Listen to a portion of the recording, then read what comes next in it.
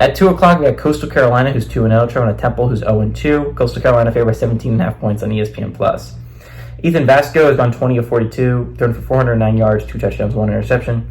Christian Washington has had 29 carries for 147 yards and 2 touchdowns. Trey Taylor has had 4 catches for 137 yards and a touchdown. Forrest Brock for the Owls gone 42 of 71, thrown for 405 yards, 1 touchdown, 4 interceptions.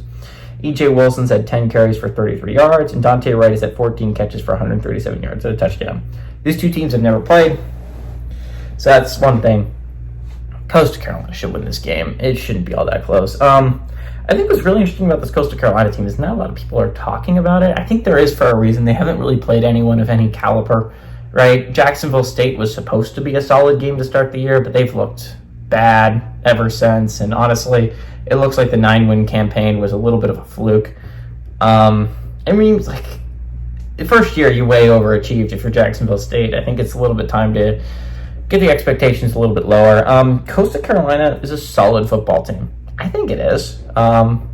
We'll see when you start into Sun Belt play, because Sun Belt play is going to be hard. There's a lot of teams in there that are really solid. James Madison is a good football team. I mean, we'll see. I think that James Madison they haven't really proven themselves yet either, but James Madison typically is a good football team. App State is typically a good football team. Old Dominion's 0-2, but I think they're solid. Georgia Southern's 1-1, I think, and I think they're solid. Their only losses to Boise State, and it was not a super. And then Texas State looks like a team. They just look like a team that could make the playoffs, maybe. So it's just like Sun Belt's going to be a tough conference to run through. We'll see how they eventually. But if you go undefeated, like the later in the season you get, and you're still undefeated, the more I'm going to start talking about you as a possible playoff contender. And Coastal Carolina's sitting in week 3. They're 2-0.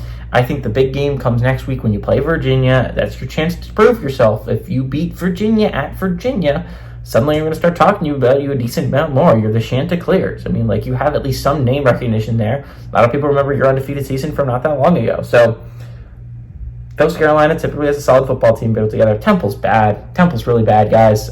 It's rough for the Temple Owls.